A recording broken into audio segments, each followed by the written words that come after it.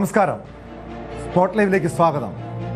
കൊല്ലം കൊട്ടാരക്കരയിൽ ചുരിദാർ ധരിച്ചെത്തിയ പ്രധാന അധ്യാപികയെ സ്കൂളിന് മുന്നിൽ തടഞ്ഞ അധ്യാപികയെ സ്കൂളിൽ പ്രവേശിപ്പിക്കാതിരുന്നതിൻ്റെ ദൃശ്യങ്ങളാണ് ഇപ്പോൾ കണ്ടത്. കൊട്ടാരക്കര നടുവത്തൂർ ഈശ്വരവിലാസം ഹയർ സെക്കൻഡറി സ്കൂളിലായിരുന്നു സംഭവം. പ്രധാന അധ്യാപിക സിന്ധു എസ് നായർക്കാണ് മോശം അനുഭവം ഉണ്ടായത്. സ്കൂൾ മാനേജറുടെ നിർദ്ദേശപ്രകാരം ഗേറ്റ് കീപ്പറാണ് അധ്യാപികയെ തടഞ്ഞത്. തുടർന്ന് അധ്യാപിക ഗേറ്റിന് മുന്നിലിരുന്ന് പ്രതിഷേധിച്ചു. രാവിലെ ഒരു 11 മണിയോടുകൂടി മാനേജർ സ്കൂളിൽ ഓഫീസിൽ വന്നിട്ട് എൻ്റെ അടുത്ത് ചുരിദാർ ഇടരുതെന്ന് പറഞ്ഞു. മറ്റേ സെക്യൂരിറ്റി ആയിട്ട് വീണ്ടും വന്നു. ഇനി ഇവർ ചുരിദാർ ഇട്ടുകൊണ്ട് വന്നാൽ അകത്ത് കയറ്റരുത് എന്ന് പറഞ്ഞു, ഗേറ്റ് തടഞ്ഞേക്കണമെന്ന് പറഞ്ഞു. അങ്ങനെ ഇന്ന് എന്നെ ഈ സാധനങ്ങളെല്ലാം ആയിട്ട് ഞാൻ വരുമായിരുന്നു. അവിടെ വെച്ച് എന്നെ തടഞ്ഞു. പോലീസ് വന്നിട്ടാണ് ഞാൻ അകത്ത് കയറിയത്. എന്തുകൊണ്ട് എന്താണ് പറഞ്ഞത്? ചുരിദാർ ഇട്ടുകൊണ്ട് വന്നതിന്റെ പേര് പിന്നെ ചുരിദാർ ഇട്ടുകൊണ്ട് ചുരിദാർ ഇടാൻ ഗവൺമെന്റ് അംഗീകാരം ഉണ്ടോ? അതിനെ പറ്റി എനിക്കറിയാം. മാനേജർ പറഞ്ഞു ചുരിദാർ ഇട്ടോണ്ട് വന്നാൽ കയറ്റണ്ടെന്ന് പറഞ്ഞു. ഉറപ്പ്. അതേസമയം അധ്യാപികയെ തടഞ്ഞിട്ടില്ല എന്നാണ് മാനേജറുടെ വിശദീകരണം. നമുക്കറിയാം, ഇഷ്ടമുള്ള വസ്ത്രധാരണം ഓരോ പൗരൻ്റെയും മൗലിക അവകാശമാണ്. പ്രത്യേകിച്ചും നിയമം അനുശാസിക്കുന്ന രീതിയിലുള്ള ഏത് വസ്ത്രം ധരിക്കാനും നമുക്ക് അവകാശമുണ്ട്. പക്ഷേ ഇപ്പോഴും ചിലയിടങ്ങളിൽ, ചില തൊഴിൽ സ്ഥാപനങ്ങളിൽ ഈ വസ്ത്രധാരണവുമായി ബന്ധപ്പെട്ട് ചില വിലക്കുകളുണ്ട്. പ്രത്യേകിച്ച് സ്കൂളുകളിലാണ്. കഴിഞ്ഞ കുറേ നാളുകളായി നമ്മളൊക്കെ കണ്ടിട്ടുള്ളത് അധ്യാപകർ, പ്രത്യേകിച്ചും അധ്യാപികമാർ സാരി ധരിച്ചു വരുന്നതായിരുന്നു. പക്ഷേ ഈ അടുത്തിടെയാണ് സർക്കാർ ഇതുമായി ബന്ധപ്പെട്ട് ചില നിർദ്ദേശങ്ങൾ പുറപ്പെടുവിച്ചത്. അധ്യാപകർക്കും ചുരിദാർ ധരിക്കാമെന്ന്. പക്ഷേ ഈ നിർദ്ദേശം, സർക്കാരിൻ്റെ ഈ നിർദ്ദേശം ലംഘിച്ചുകൊണ്ടാണ് സ്കൂൾ മാനേജ്മെൻറ്റിൻ്റെ ഭാഗത്തുനിന്ന് അധ്യാപികയ്ക്കെതിരെ, പ്രത്യേകിച്ചും പ്രധാന അധ്യാപികയ്ക്കെതിരെ നടപടി ഉണ്ടായിരിക്കുന്നത്. ചുരിദാർ ധരിച്ചെത്തിയതിന് അവരെ തടഞ്ഞൊരു സാഹചര്യം ഉണ്ടായിരിക്കുന്നത്. കൊല്ലത്ത് നിന്ന് എസ് വിനീഷ് ചേരുന്നുണ്ട്. വിനീഷ്, ഇതൊരു അസാധാരണമായ നടപടിയാണ്. പ്രത്യേകിച്ച് ഒരു പ്രധാന അധ്യാപികയെ സ്കൂൾ മാനേജ്മെൻറ്റ് തടയുന്നു, അതും ചുരിദാർ ധരിച്ചെത്തിയതിന്. അങ്ങനെ ഒരു വസ്ത്രധാരണവുമായി ബന്ധപ്പെട്ട നിയന്ത്രണങ്ങളുള്ള, അല്ലെങ്കിൽ ഒരു ഡ്രസ് കോഡുള്ള ഒരു സ്ഥാപനമാണോ, ഒരു സ്കൂളാണോ ഇത്? എന്താണ് ഈ അധ്യാപികയെ തടഞ്ഞതിന് സ്കൂൾ മാനേജ്മെൻറ്റ് നൽകുന്ന വിശദീകരണം? എന്താണ് അധ്യാപിക ഇതുമായി ബന്ധപ്പെട്ട് നൽകുന്ന വിവരങ്ങൾ? ടോം, ഇന്ന് ഒരു 9 മണിയോട് കൂടിയാണ് ഈ ഒരു സംഭവം ഉണ്ടായിരിക്കുന്നത്. നെടുവത്തൂരുള്ള ഈശ്വരവിലാസം ഹയർ സെക്കൻഡറി സ്കൂളാണ്. ഈ സ്കൂളിലെ ഹൈസ്കൂൾ പ്രഥമ അധ്യാപികയാണ് സിന്ധു നായർ. ഇവർ രാവിലെ സ്കൂളിലേക്ക് എത്തുകയായിരുന്നു. ഓട്ടോറിക്ഷയിലാണ് ഇവരെത്തിയത്. അതായത് സ്കൂളിൽ കുട്ടികൾക്കായിട്ട് കുറച്ച് മുട്ടയൊക്കെ വാങ്ങിയാണ് എത്തുന്നത്. ഇന്ന് മുട്ട വിതരണമുള്ള ദിവസം കൂടിയാണ്. അങ്ങനെ എത്തിയപ്പോഴാണ് ഗേറ്റ് അടഞ്ഞ രീതിയിൽ കാണപ്പെട്ടു. അങ്ങനെ ഗേറ്റ് കീപ്പറോട് ഇവർ ആവശ്യപ്പെട്ടു. ഗേറ്റ് തുറക്കാൻ പറഞ്ഞപ്പോൾ ഗേറ്റ് തുറന്നില്ല. കാരണം ചോദിച്ചപ്പോഴാണ് നിങ്ങൾ ചുരിദാർ ധരിച്ചുകൊണ്ട് വന്നതുകൊണ്ട് ഗേറ്റ് തുറക്കാൻ സാധ്യമല്ല എന്ന് ഗേറ്റ് കീപ്പർ പറയുകയും ചെയ്തു. കാരണം അത്തരത്തിലുള്ള ഒരു നിർദ്ദേശം മാനേജ്മെന്റിന്റെ ഭാഗത്തു നിന്നും ഗേറ്റ് കീപ്പറിന് നൽകിയിരുന്നു എന്നാണ് ഗേറ്റ് കീപ്പർ നൽകുന്ന വിശദീകരണം. അപ്പോ എന്തായാലും ഗേറ്റ് തുറക്കാതെ വന്നതോടുകൂടി 1 മണിക്കൂറോളം അവർ വെളിയിൽ തന്നെ കാത്തു നിൽക്കേണ്ടി വന്നു. അങ്ങനെ ഒരു പ്രതിഷേധം എന്നോണം ദൃശ്യങ്ങളിൽ തന്നെ വ്യക്തമാണ്. ആ ഗേറ്റിന് മുന്നിൽ കുത്തിയിരുന്ന് പ്രതിഷേധിക്കുന്ന തരത്തിലുള്ള ദൃശ്യങ്ങളും സമൂഹ മാധ്യമങ്ങളിലടക്കം പ്രചരിക്കുകയും ചെയ്തു. അങ്ങനെ കൊട്ടാരക്കര പോലീസ് സ്ഥലത്തെത്തുകയും സിന്ധു അധ്യാപികയെ സ്കൂളിനുള്ളിലേക്ക് പ്രവേശിപ്പിക്കുകയും ചെയ്തു. അങ്ങനെ എന്തായാലും മാനേജ്മെന്റുമായിട്ട് സംസാരിച്ചു. ഇതിൽ ഈ ഒരു ധാരണയിലെത്തി എന്നാണ് ഇപ്പോൾ നമുക്ക് അറിയാൻ കഴിയുന്നത്. ഇതുമായി ബന്ധപ്പെട്ട് പരാതി നൽകിയിട്ടുണ്ട് അധ്യാപിക. മുൻപും സമാനമായ രീതിയിൽ ഇത്തരത്തിലുള്ള സംഭവങ്ങൾ ഉണ്ടായിട്ടുണ്ട് എന്ന് പറയുന്നു. അപ്പം മാനേജ്മെന്റിന്റെ ഇത്തരത്തിലുള്ള ഈ ഒരു നടപടിക്കെതിരെയാണ് അവർ പരാതി നൽകിയിരിക്കുന്നത്. വിദ്യാഭ്യാസ വകുപ്പിന് അടക്കം പരാതി നൽകിയിട്ടുണ്ട്. ഇതുമായി ബന്ധപ്പെട്ട് ചില വിദ്യാഭ്യാസ സംഘടനകൾ, അതുപോലെ തന്നെ അധ്യാപക സംഘടനകൾ എല്ലാം തന്നെ പ്രതിഷേധവുമായിട്ട് സ്കൂളിലേക്ക് എത്തുന്ന ഒരു സാഹചര്യവും നിലനിൽക്കുന്നുണ്ട് കേട്ടോ. തീർച്ചയായും ഇതിന് മുൻപും ഇത്തരം പ്രശ്നങ്ങൾ ഉണ്ടായിരുന്നു പറയുന്നു. ഏതെങ്കിലും അധ്യാപകർക്ക് ഇതുപോലുള്ള അനുഭവം, മോശം അനുഭവം ഈ സ്കൂളിൽ നിന്നും ഉണ്ടായിട്ടുണ്ടോ? മാത്രമല്ല, ഇപ്പോൾ അധ്യാപകരുടെ സംഘടന അടക്കം പ്രതിഷേധവുമായി രംഗത്തെത്തിയിട്ടുണ്ട്. സ്കൂൾ മാനേജ്മെന്റ് നൽകുന്ന വിശദീകരണം എന്താണ്? അങ്ങനെ ഒരു ഡ്രസ് കോഡ് സ്കൂളിൽ നിലവിലുള്ളതാണോ? ടോം, നിലവിൽ സ്കൂൾ കുട്ടികൾക്ക് മാത്രമാണ് അവിടെ ഡ്രസ് കോഡ് ഉള്ളതെന്നാണ് അറിയുന്നത്. അധ്യാപകർക്ക് അങ്ങനെ ഡ്രസ് കോഡുകളൊന്നും തന്നെ ഇല്ല. അവരുടെ എഗ്രിമെന്റിലൊന്നും തന്നെ അങ്ങനെ ഡ്രസ് കോഡിനെ കുറിച്ച് പ്രതിപാദിക്കുന്നില്ല എന്നാണ് മറ്റ് അവിടുത്തെ സഹപ്രവർത്തകരായ അധ്യാപകരിൽ നിന്ന് നമുക്ക് അറിയാൻ കഴിയുന്നത്. അപ്പോൾ ഇത് നിലവിൽ അധ്യാപികയും മാനേജ്മെന്റുമായിട്ട് മുൻപ് ചില പ്രശ്നങ്ങൾ ഉണ്ടായിരുന്നു. അവരുമായി ബന്ധപ്പെട്ട് ചില മാനസിക വിരോധങ്ങൾ ഉണ്ടായിരുന്നു. ഈ വിരോധം ഇത്തരത്തിൽ തീർത്തതാണെന്നാണ് അധ്യാപിക പോലീസിന് മൊഴി നൽകിയിരിക്കുന്നത്. എന്തായാലും ഇതിൽ കൂടുതൽ വ്യക്തതകൾ വരാനുണ്ട്. മാനേജ്മെന്റ് പറഞ്ഞിരിക്കുന്നത് അധ്യാപികയെ തടഞ്ഞിട്ടില്ല എന്നും ചുരിദാർ ധരിച്ചുകൊണ്ട് വരരുത് എന്ന് പറഞ്ഞിട്ടില്ല എന്നാണ് ഒരു മറുപടിയാണ്, ഒരു വിശദീകരണമാണ് മാനേജ്മെന്റ് നൽകുന്നത്. എന്തായാലും പോലീസ് ഈ ഒരു കാര്യത്തിൽ കേസെടുത്തിട്ടുണ്ട്. ഇതുമായി ബന്ധപ്പെട്ടുള്ള അന്വേഷണം നടക്കുന്നുണ്ട്. ഇനി വിദ്യാഭ്യാസ വകുപ്പിനടക്കം ഇവർ പരാതി നൽകി. വിദ്യാഭ്യാസ വകുപ്പ് ഏത് തരത്തിലുള്ള നടപടിയാകും സ്വീകരിക്കുക എന്നുള്ളതെല്ലാം നമുക്കിനി വിദ്യാഭ്യാസ വകുപ്പിന്റെ ഭാഗത്ത് നടപടി ഉണ്ടാകുമോ? പ്രത്യേകിച്ചും അധ്യാപിക പരാതി നൽകിയിട്ടുണ്ട്. അധ്യാപക സംഘടനകൾ പ്രതിഷേധവുമായി രംഗത്തുമുണ്ട്. തീർച്ചയായും വിദ്യാഭ്യാസ വകുപ്പ് ഈ ഒരു കാര്യത്തിൽ അന്വേഷണം ആവശ്യപ്പെട്ടിട്ടുണ്ട്. ഇതിൽ കൂടുതൽ വ്യക്തത വരാനുണ്ട്. അന്വേഷിച്ചെങ്കിൽ മാത്രം എന്താണ് മാനേജ്മെന്റിന്റെ ഭാഗത്തു നിന്നും ഇത്തരത്തിലുള്ള നടപടിയിലേക്ക് ഉണ്ടായ ഒരു കാരണം. അതില്ലെങ്കിൽ തന്നെ നമുക്ക് ഈ അധ്യാപികയുടെ വാക്കിൽ വ്യക്തമാണ്. കഴിഞ്ഞ ദിവസം മാനേജ്മെന്റ് സ്കൂളിൽ എത്തിയെന്ന് പറയുന്നുണ്ട്. ഇവരോട് ചുരിദാർ ധരിച്ചു വരരുത് എന്ന് പറയുകയും ചെയ്തിട്ടുണ്ട്. പക്ഷേ എന്നാലും ഇന്ന് ചുരിദാർ ധരിച്ചുകൊണ്ടെത്തി. അത് എന്താണ് കാരണം എന്ന് പോലീസ് അന്വേഷണത്തിൽ വ്യക്തമാകേണ്ടതായിട്ടുണ്ട്. കാരണം ഇത് അങ്ങനെ ഒരു സാഹചര്യത്തിൽ തുടർന്നുള്ള നമുക്കറിയാം, നമ്മുടെ സ്ഥാപനത്തിൽ മാനേജ്മെന്റ് സ്ഥാപനമാണ്. ടോം സൂചിപ്പിച്ചതുപോലെ തന്നെ അവിടെ ജോലി ചെയ്യുന്നവരും അവിടുത്തെ നിയമാവലികൾ അനുസരിക്കേണ്ടതായിട്ടുണ്ട്. അപ്പോൾ അധ്യാപിക വീണ്ടും ചുരിദാർ ധരിച്ചുകൊണ്ട് വീണ്ടും വരുന്നു, ഇത്തരത്തിലുള്ള പ്രശ്നങ്ങളിലേക്ക് നീങ്ങുന്നു. അതെന്താണ് ഇങ്ങനെ സംഭവിച്ചതെന്നുള്ളതിനെ കുറിച്ച് അന്വേഷിക്കേണ്ടതാണ്. പോലീസ് ഗൗരവത്തോടെ ഈ ഒരു വിഷയം കാണുന്നുണ്ട്. എന്തായാലും അടുത്ത ദിവസം യുവജന സംഘടനകളടക്കം വിദ്യാഭ്യാസ സംഘടനകളടക്കം വലിയ രീതിയിലുള്ള യൂത്ത് കോൺഗ്രസിന്റെ അടക്കം വലിയൊരു പ്രതിഷേധത്തിലേക്ക് നീങ്ങുന്ന ഒരു സാഹചര്യവും നിലനിൽക്കുന്നുണ്ട് കേട്ടോ.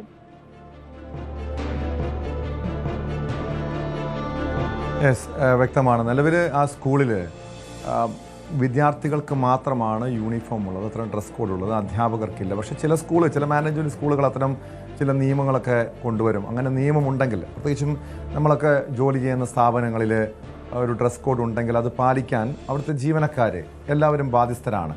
പക്ഷെ അങ്ങനെ ഡ്രസ് കോഡ് ഇല്ലെങ്കിൽ ഇത്തരം ഒരു നടപടി, അധ്യാപകർക്കെതിരായ നടപടി, അതൊരു പ്രതികാര നടപടിയാണെങ്കിൽ അത് തിരുത്തപ്പെടേണ്ടതാണ്, നടപടി സ്വീകരിക്കേണ്ടതാണ് സ്കൂൾ മാനേജ്മെൻറ്റിനെതിരെ. ബംഗളൂരുവിൽ ആത്മഹത്യ ചെയ്ത കോൺഫിഡന്റ് ഗ്രൂപ്പ് ചെയർമാൻ CJ റോയിയുടെ ഫോൺ കോൾ കേന്ദ്രീകരിച്ച SIT അന്വേഷണം. റോയ് ഒന്നിലധികം ഇന്റർനെറ്റ് കോളുകൾ നടത്തിയതായി കണ്ടെത്തി. എന്നാൽ ആരെയാണ് അദ്ദേഹം ബന്ധപ്പെട്ടതെന്ന് വ്യക്തമല്ല. ദുബായിലെ ഇടപാടുകൾ സംബന്ധിച്ചും SIT അന്വേഷിക്കുന്നുണ്ട്. റോയ് ഉപയോഗിച്ചിരുന്ന ഡിജിറ്റൽ ഉപകരണങ്ങളും പ്രധാനപ്പെട്ട ബിസിനസ് രേഖകളും ദുബായിലായതിനാൽ ഒരാഴ്ചയ്ക്കുള്ളിൽ ഹാജരാക്കാൻ കുടുംബത്തോട് ആവശ്യപ്പെട്ടിട്ടുണ്ട്. ആത്മഹത്യയുമായി ബന്ധപ്പെട്ട് റോയിയുടെ വിശ്വസ്തരുടെയും ഓഫീസ് ജീവനക്കാരുടെയും മൊഴി എടുക്കുന്നത് തുടരുകയാണ്. നവമി ദിനേശ് ചേരുന്നുണ്ട് വിവരങ്ങളുമായി.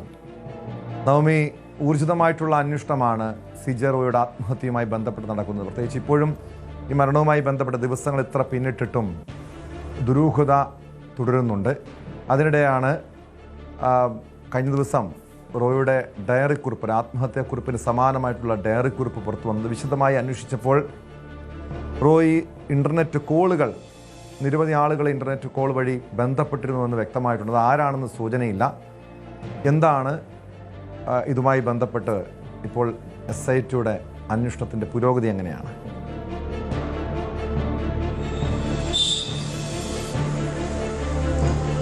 അന്വേഷണ സംഘത്തിന് മുന്നിൽ 3 സാധ്യതകളാണുള്ളത്. അതിൽ ആദ്യത്തേത് റോയിയുടെ ബിസിനസ്സുമായി ബന്ധപ്പെട്ട വിദേശത്തെ പണമിടപാട്. രണ്ടാമത്തേത് വ്യക്തിപരമായിട്ടോ കുടുംബപരമായിട്ടോ എന്തെങ്കിലും റോയ്ക്ക് പ്രശ്നങ്ങളുണ്ടോ. 3 IT ഉദ്യോഗസ്ഥരുടെ സമ്മർദ്ദം.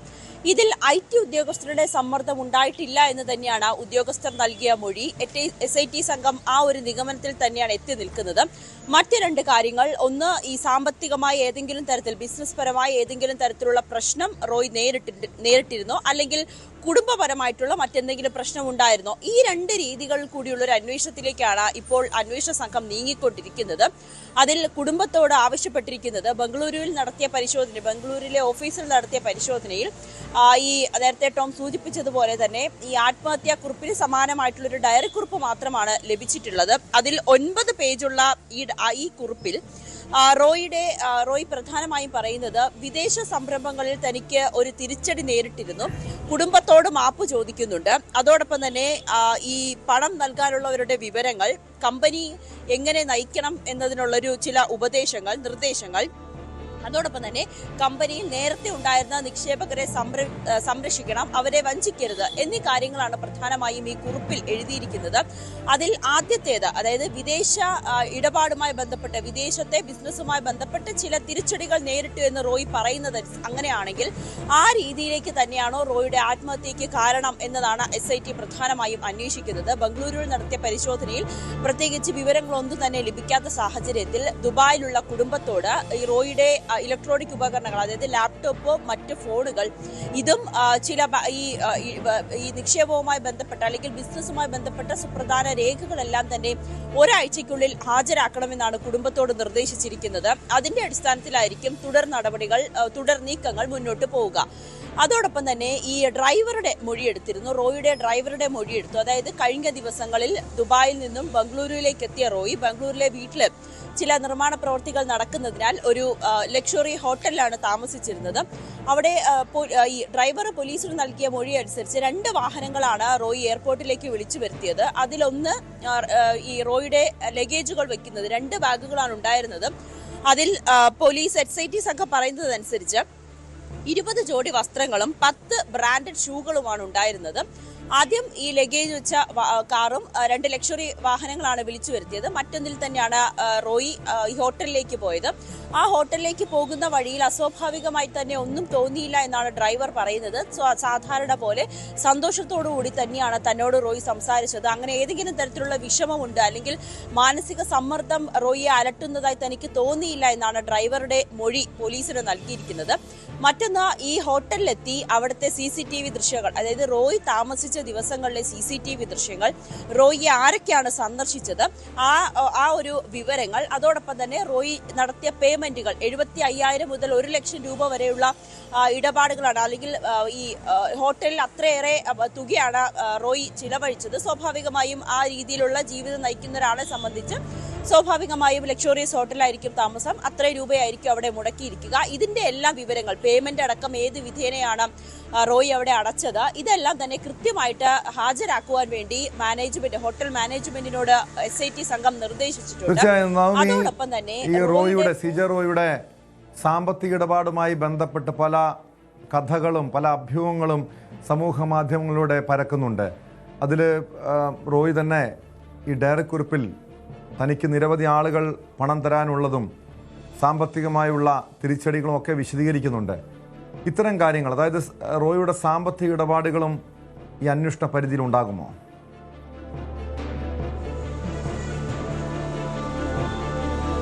തീർച്ചയായും ടോം, അത് തന്നെയാണ് ഞാൻ നേരത്തെ പറഞ്ഞത്. ഈ റോയുടെ കുടുംബത്തോട്, ഭാര്യയോടും അല്ലെങ്കിൽ ഈ ബിസിനസ്സുമായി ബന്ധപ്പെട്ട് നിൽക്കുന്നവരോടും റോയുടെ ഇലക്ട്രോണിക് ഉപകരണങ്ങൾ, ലാപ്ടോപ്പ് അടക്കമുള്ള ഇലക്ട്രോണിക് ഉപകരണം, അല്ലെങ്കിൽ അതോടൊപ്പം തന്നെ റോയുടെ ബിസിനസ്സുമായി ബന്ധപ്പെട്ട രേഖകൾ, അത് കോൺഫിഡൻസ് ഗ്രൂപ്പിനോട് ആവശ്യപ്പെട്ടിട്ടുണ്ട്. ബിസിനസ്സുമായി ബന്ധപ്പെട്ട, പ്രത്യേകിച്ച് വിദേശത്തെ ഇടപാടുമായി ബന്ധപ്പെട്ട രേഖകൾ ഹാജരാക്കുവാനാണ് ആവശ്യപ്പെട്ടിരിക്കുന്നത്. അതിനുവേണ്ടി ഒരാഴ്ചത്തെ സമയവും നൽകിയിട്ടുണ്ട്. ഈ റോയുടെ ഫോൺ പരിശോധിച്ചതിൽ നിന്നും നിരവധി തവണ ഇന്റർനെറ്റ് കോൾ വിളിച്ചിട്ടുണ്ടെന്നാണ് അന്വേഷണ സംഘത്തിന് കണ്ടെത്താൻ കഴിഞ്ഞിട്ടുള്ളത്. അതിൽ ആരെയാണ് വിളിച്ചതെന്ന് വ്യക്തമായിട്ടില്ല. കാരണം സ്വാഭാവികമായും നമുക്കറിയാം, ഇന്റർനെറ്റ് വഴി ഉള്ള കോളുകൾക്ക് കൃത്യമായിട്ടുള്ള രേഖ അല്ലെങ്കിൽ ആരെയാണ് വിളിച്ചതെന്ന് അറിയാൻ കഴിയില്ല. ആകെ കിട്ടുന്നത് IP അഡ്രസ്സുകളാണ്. അത് സൈബർ സെല്ലിന് കൈമാറിയിട്ടുണ്ട്. ഈ IP അഡ്രസ്സുകൾ കേന്ദ്രീകരിച്ച് ആരെയാണ് റോയ് വിളിച്ചതെന്ന് അറിയാൻ സാധിക്കുമോ എന്നൊരു പരിശോധനയിലേക്കാണ് അന്വേഷണ സംഘം ഇപ്പോൾ നീണ്ടുകൊണ്ടിരിക്കുന്നത്. സൈബർ സെല്ല് ആ വിവരം കൂടി നൽകിയാൽ ഈ വിളിച്ചവരോട് അവരെയും ചോദ്യം ചെയ്യാൻ വിളിപ്പിക്കും. അതോടൊപ്പം തന്നെ അവരിൽ നിന്നും നിർണായകമായിട്ടുള്ള വിവരങ്ങൾ ലഭിക്കുമെന്നൊരു വിശ്വാസത്തിൽ തന്നെയാണ് അന്വേഷണ സംഘം നീങ്ങുന്നത്. എന്തായാലും IT ഉദ്യോഗസ്ഥരുടെ സമ്മർദ്ദം കൊണ്ട് മാത്രം ആത്മഹത്യ ചെയ്യുന്ന ഒരാളല്ല റോയ് എന്നൊരു നിഗമനത്തിൽ തന്നെയാണ് അന്വേഷണ സംഘവും എത്തി നിൽക്കുന്നത്. കുടുംബത്തിന് ആദ്യം അത്തരത്തിൽ ചില പരാതികൾ ഉണ്ടായിരുന്നു. ഈ സഹോദരനടക്കം ഉന്നയിച്ചത് കേന്ദ്ര ഏജൻസികളുടെ അന്വേഷണം അത് വലിയ രീതിയിൽ റോയിയെ സമ്മർദ്ദത്തിൽ ആഴ്ത്തിയിരുന്നു. തന്നോട് അത് പറയുകയും ചെയ്തു എന്ന് സഹോദരൻ പറഞ്ഞു. പക്ഷേ പിന്നീട് ഈ ആത്മഹത്യാക്കുറിപ്പിന് സമാനമായ ഡയറി കുറിപ്പ് ലഭിച്ചപ്പോഴാണ് നേരത്തെ തന്നെ റോയ് ആത്മഹത്യ ചെയ്യാനുള്ളൊരു ഒരുക്കമുണ്ടായിരുന്നു, അല്ലെങ്കിൽ ആത്മഹത്യ ചെയ്യണമെന്നൊരു ചിന്ത റോയ്ക്കുണ്ടായിരുന്നുവെന്ന് ആ കുറിപ്പിൽ നിന്ന് തന്നെ ലഭിച്ചിട്ടുണ്ട്. അതിന്റെ അടിസ്ഥാനത്തിലാണ് IT ഉദ്യോഗസ്ഥരുടെ സമ്മർദ്ദം മാത്രമല്ല മറ്റ് ചില കാര്യങ്ങൾ, ഈ വിദേശത്തെ ബിസിനസ് ഇടപാടുമായി ബന്ധപ്പെട്ട കാര്യങ്ങൾ ഉൾപ്പെടെ റോയ്ക്ക് പല പ്രശ്നങ്ങളും ഉണ്ടായി എന്ന് അന്വേഷണ സംഘം ഒരു നിഗമനത്തിലേക്ക് എത്തി നിൽക്കുന്നത്. പക്ഷെ അതിൽ കുറച്ചുകൂടി വ്യക്തത കൈവരേണ്ടതുണ്ട്. അതിനു വേണ്ടിയിട്ടാണ് കുടുംബത്തോട് ഈ ബിസിനസ്സുമായി ബന്ധപ്പെട്ട രേഖകൾ ഹാജരാക്കാൻ ആവശ്യപ്പെട്ടത്. അതിനിടയിൽ തന്നെ കോൺഫിഡന്റ് ഗ്രൂപ്പ് ഇന്നിറക്കിയ ഒരു പത്രക്കുറിപ്പിൽ പറയുന്നത് അങ്ങനെ സാമ്പത്തികമായ ഒരു ബാധ്യതയിലല്ല കമ്പനി ഇപ്പോൾ മുന്നോട്ട് പോകുന്നത്. അതോടൊപ്പം തന്നെ നിക്ഷേപകർക്ക് വീണ്ടും വരാം, അതിനുവേണ്ടി വലിയ സാമ്പത്തിക ബാധ്യതകളിലേക്കൊന്നുമല്ല കോൺഫിഡന്റ് ഗ്രൂപ്പ് മുന്നോട്ട് നീങ്ങിക്കൊണ്ടിരിക്കുന്നത് എന്നൊരു പത്രക്കുറിപ്പ് കൂടി അവരുടെ ഭാഗത്തു നിന്നുമുണ്ടായി. പക്ഷേ നേരത്തെ കൊച്ചിയിൽ വെച്ച് അവരൊരു പത്രസമ്മേളനം നടത്താൻ തീരുമാനിച്ചതായിരുന്നു. പക്ഷേ ഈ തീർച്ചയായും അങ്ങനെയെങ്കിൽ നവമി അതാണ് കാരണം കോൺഫിഡന്റ് ഗ്രൂപ്പ് പറയുന്നത്ര സാമ്പത്തിക ബാധ്യതകളില്ല. ഈ നിക്ഷേപകരെ കൈവിടരുതെന്ന്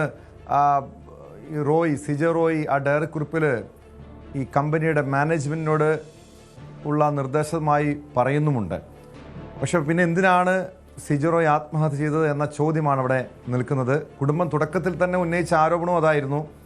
ഇത് ആദായ നികുതി വകുപ്പിൻ്റെ റെയ്ഡ്, അല്ലെങ്കിൽ കേന്ദ്ര ഏജൻസികളുടെ സമ്മർദ്ദം, ഇതാണ് ആത്മഹത്യക്ക് കാരണമെന്ന്. അതിനുശേഷം ഈ ഡയറി കുറിപ്പ് പുറത്തു വന്നപ്പോഴാണ് ഇക്കാര്യത്തിൽ ചില വ്യക്തതകൾ വന്നത്. പക്ഷെ അവിടെയും ചില സംശയങ്ങൾ നിൽക്കുന്നുണ്ട്.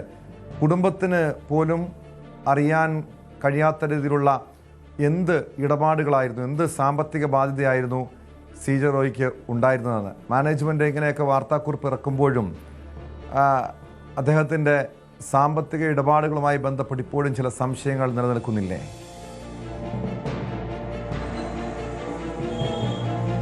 തീർച്ചയായിട്ടും അത് തന്നെയാണ് കുടുംബം പറയുന്നത്, അല്ലെങ്കിൽ കോൺഫിഡന്റ് ഗ്രൂപ്പ് പറയുന്നത്. റോയ്ക്ക് സാമ്പത്തികമായിട്ടുള്ള ബാധ്യതകളൊന്നും തന്നെ ഉണ്ടായിരുന്നില്ല, സീറോ കടബാധ്യതയായിരുന്നു. സഹോദരൻ പറയുന്നത് ഈ കേന്ദ്ര ഏജൻസികളുടെ സമ്മർദ്ദമാണ് ഇത്തരത്തിലൊരു കടുങ്കൈ ചെയ്യാൻ തന്റെ സഹോദരനെ പ്രേരിപ്പിച്ചതെന്ന് പറയുന്നു.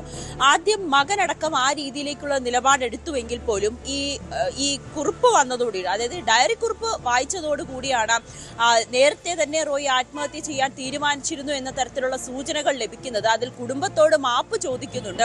വിദേശത്തെ ഇടപാടുകൾ തിരിച്ചടി ഉണ്ടായി, ഈ നമ്മുടെ നിക്ഷേപകരെ വഞ്ചിക്കരുത്, അവർക്ക് എങ്ങനെ ഈ കമ്പനി മുന്നോട്ട് കൊണ്ടുപോകണം, അത്തരത്തിലുള്ള ഉപദേശങ്ങളൊക്കെ നൽകുന്നുണ്ട്. അതിനർത്ഥം റോയ്ക്ക് മറ്റെന്തോ പ്രശ്നമുണ്ടായിരുന്നു. അതായത് കുടുംബം പോലും അറിയാത്ത സാമ്പത്തിക ഇടപാടുകൾ, അല്ലെങ്കിൽ കമ്പനി പോലും അറിയാത്ത സാമ്പത്തികമായിട്ടുള്ള ചില പ്രശ്നങ്ങൾ റോയ്ക്ക് ഉണ്ടായിരുന്നു എന്നൊരു നിഗമനത്തിൽ തന്നെയാണ് SIT എത്തി നിൽക്കുന്നത്. പക്ഷെ അതിന് കൃത്യമായിട്ടുള്ള തെളിവുകൾ മുന്നോട്ട് വെക്കേണ്ടതുണ്ട്. അതിനു വേണ്ടിയിട്ടാണ് കുടുംബത്തോടും അവരുടെ വിശദമായിട്ടുള്ള മൊഴിയെടുക്കുന്നതും. കമ്പനിയുമായി ബന്ധപ്പെട്ടവരുടെ മൊഴിയെടുക്കുക, അതുമായി ബന്ധപ്പെട്ട രേഖകൾ നൽകുവാൻ നിർദ്ദേശിക്കുക.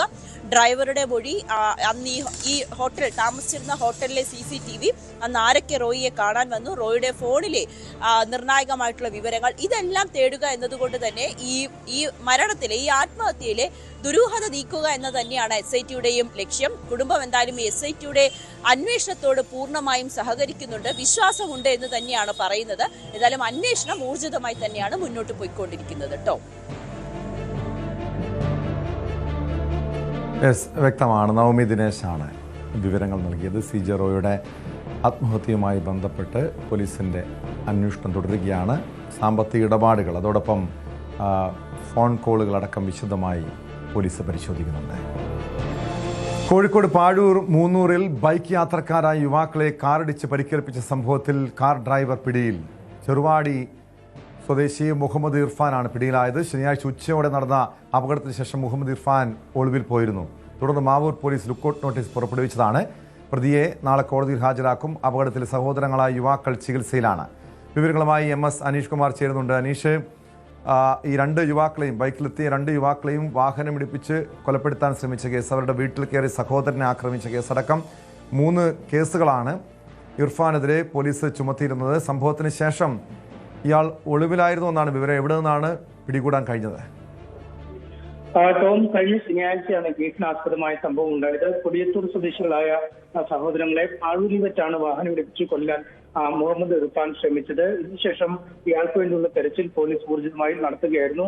വിദേശത്തേക്കടക്കം കടന്നുകളയാനുള്ള സാധ്യതകൾ പോലീസ് മുന്നിൽ കാണുകയും ലുക്കൌട്ട് നോട്ടീസ് പുറത്തിറക്കുകയും ചെയ്തു. പക്ഷേ ഇന്നലെ മാവൂരിന് സമീപത്ത് വെച്ച് ബസ്സിൽ യാത്ര ചെയ്യുന്നതിനിടെയാണ് പോലീസ് മുഹമ്മദ് ഇർഫാനെ പിടികൂടിയിരിക്കുന്നത്. എന്തായാലും പരിക്കേറ്റ 2 യുവാക്കളും അവരിപ്പോഴും കോഴിക്കോട് മെഡിക്കൽ കോളേജ് ആശുപത്രിയിൽ കഴിയുകയാണ്. അവരുടെ തലയ്ക്കും നട്ടലിനും ഒക്കെ ഗുരുതരമായ പരിക്കേൽക്കുകയും ചെയ്തിരുന്നു. ഈ തൻസീഫ് എന്ന യുവാവുമായുള്ള തർക്കങ്ങളാണ് ഈ പ്രശ്നങ്ങളിലേക്ക് നീങ്ങിയത്. ഇരുവരും തമ്മിൽ സാമ്പത്തികമായ ചില പ്രശ്നങ്ങൾ ഉണ്ടായിരുന്നു എന്നാണ് പോലീസ് പറയുന്നത്. ഇതേ തുടർന്ന് തൻസീഫിന്റെ വീട്ടിൽ കയറി ഇർഫാൻ ക്രൂരമായി മർദ്ദിക്കുകയായിരുന്നു. ഇതിനുശേഷം തൻസീഫിനെ ഇർഫാൻ തന്നെയാണ് ആശുപത്രിയിൽ പ്രവേശിപ്പിക്കുകയും ചെയ്തത്. ആശുപത്രിയിൽ നിന്നും പിന്നീട് ഇർഫാൻ കടന്നു കളയുകയായിരുന്നു. ഇതേ തുടർന്നാണ് തൻസീഫിന്റെ സഹോദരങ്ങളായ ഹസ്മീനും തൻസീമും ഈ ഇർഫാനെ തെരഞ്ഞ് ഇറങ്ങുകയും ഇർഫാൻ പോകുന്ന കാറിന്റെ മുൻവശം ഇവരുടെ ബൈക്ക് നിർത്തുകയും അവിടെ നിന്നും വടിവാളുമായി പുറത്തേക്ക് ഇറങ്ങുകയും ചെയ്ത്. ഇതേസമയം ഇക്കാര്യം കണ്ട